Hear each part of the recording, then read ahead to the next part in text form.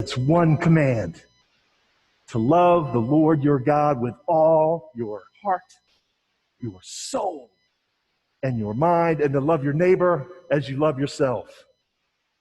No exceptions. In the church I served in Berkeley Springs, we had a neighboring church at Union Chapel, and I loved their board and its sign. It said, love God, love everyone, no exceptions. Every chance I got, I told my brother, Reverend Mike Leadham, how much I appreciated that sign every time I passed it.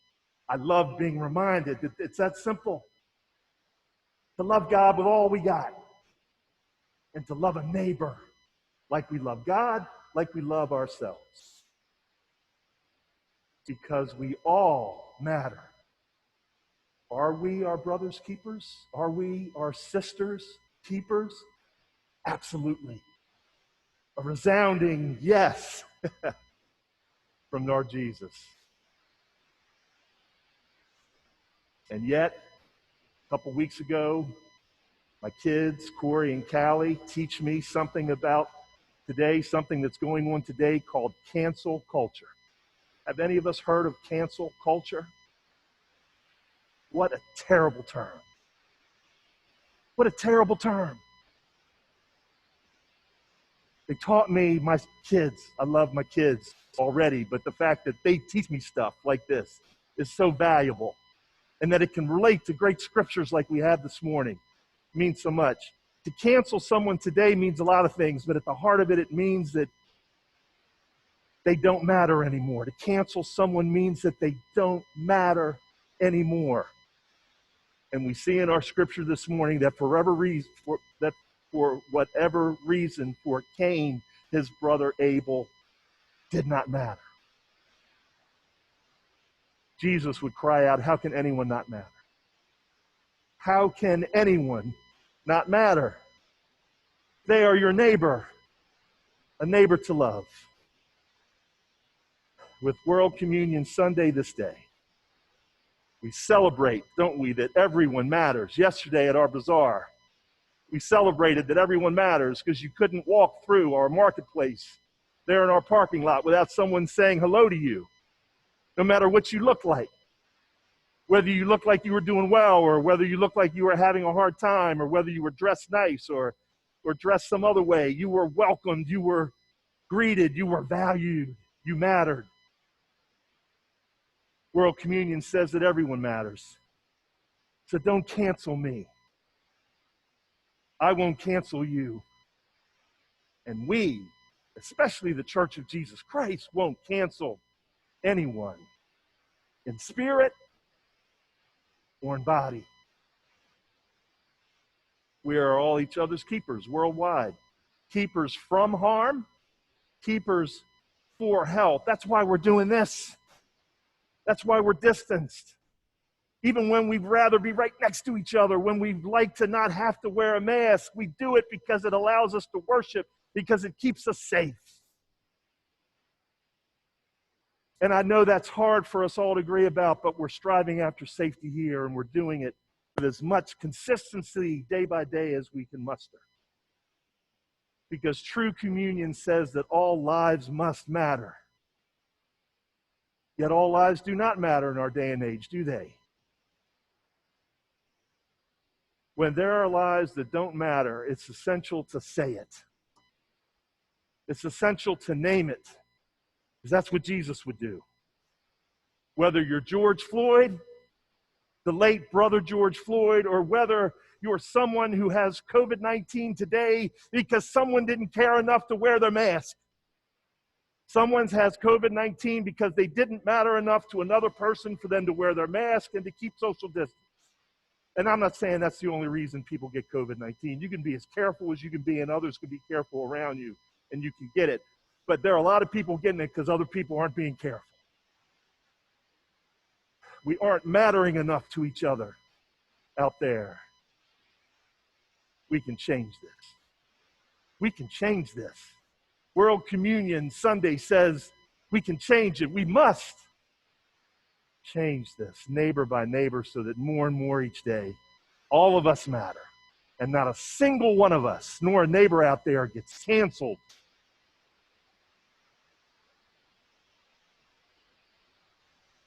enjoy this little vignette. Some of the world's greatest folks, the ones we remember the most, have been saddled with disabilities and adversities that could have overcome them. Lock him in a prison cell and you have John Bunyan. You end up with John Bunyan. Bury him in snows at Valley Forge and you have a George Washington emerge. Raise him in abject poverty and you later have Abraham Lincoln. Strike him down with a childhood polio and you end up with Franklin Delano Roosevelt. Deafen a genius composer and you end up with Ludwig van Beethoven. Have him or her born in a society filled with racism and you have Booker T. Washington and Harriet Tubman. Call him a slow learner. Call him retarded. Write him off as uneducatable. And you have Albert Einstein. Folks who might have been canceled if others had their way. We could change the canceling. We must. Today, my kids taught me when someone does something offensive to a group of people, these groups are too often going to Facebook, Twitter, or any combination of social networking on a crusade to attack the offender's character, integrity, credibility, their value as a person, so that that person and their viewpoint, their work, their worth won't matter anymore. He or she gets canceled, it's called. Friends, there are healthy ways, valuable ways for us to keep us accountable, especially accountable for bad behavior. We all do that sometimes. There are healthy ways to keep one another accountable and our neighbor out there accountable. But canceling is not it. Canceling is judgment. Canceling is condemnation. It's putting one in a box that they may never get out of or may find it difficult to ever get out of.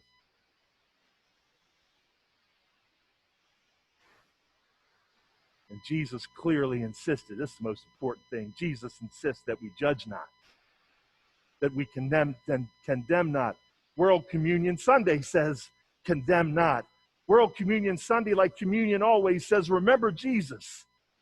Do this in remembrance of me, Jesus says. During communion, when he instituted it the first time.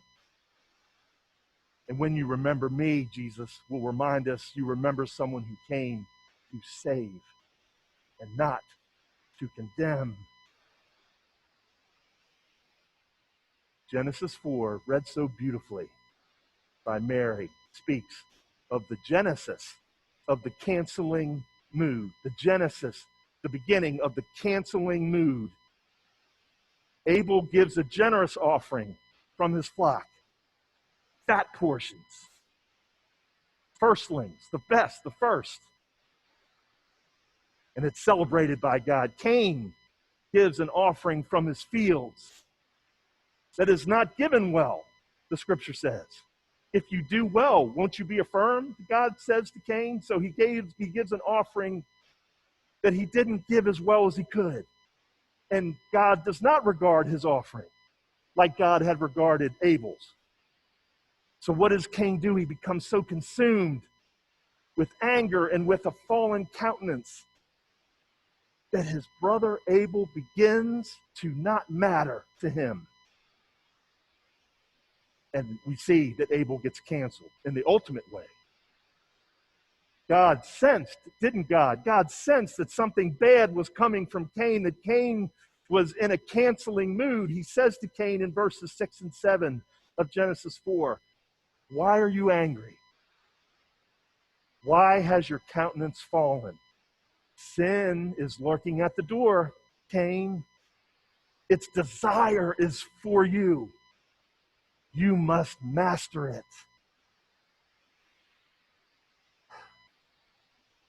And Cain does not. Do you and I, do we get into the canceling mood sometimes? because our countenance falls for any of a number of reasons. When our countenance falls, does it cause others to matter less to us somehow? In any case, when we're wronged, do we want some payback? When we're jealous, do we seek to even the playing field? When we are tempted by the groups we're a part of to join in their bullying or in their gossip, how do we do with that?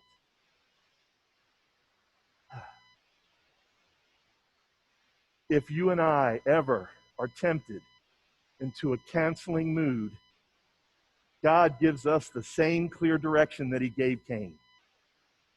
You and I must master it. We must master any desire to cancel anyone, to see them as one who does not matter as much as they did the moment before, as much as they mattered when God created them and called them good. God stands by to help us. Jesus stands by, walks by our sides to help us.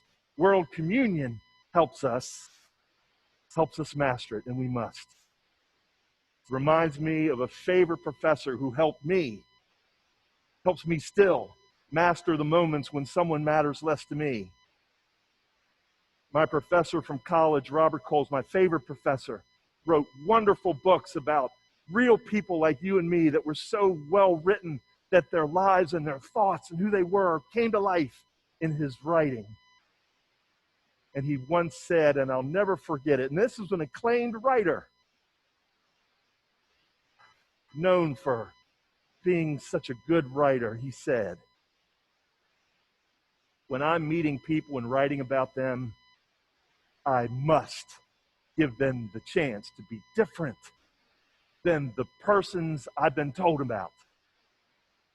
When I meet them, I must give them the chance to break the roles I've heard about them. When I write about them, I must give them a chance to escape the boxes created for them by others. Dr. Coles was devoted to mastering his canceling mood and overcoming the canceling mood that he met in others. What a blessed privilege and honor it is to be each other's keepers. What a privilege and honor it is for us, the church, the body of Jesus Christ, to lead in a culture that keeps one another instead of canceling one another, that we're a keeping culture. Oh, devoted to a sister's keeping, devoted to a brother's keeping. I trust you to be my keeper. I love being your keeper. I'm excited about sharing this opportunity to be better keepers with each other day by day. I'm excited about extending our keeping to our community like we did yesterday and like we will again and again to our neighbors, who by Jesus' command we will love more fully day by day. No exceptions. Showing, friends, that we all matter. God says so.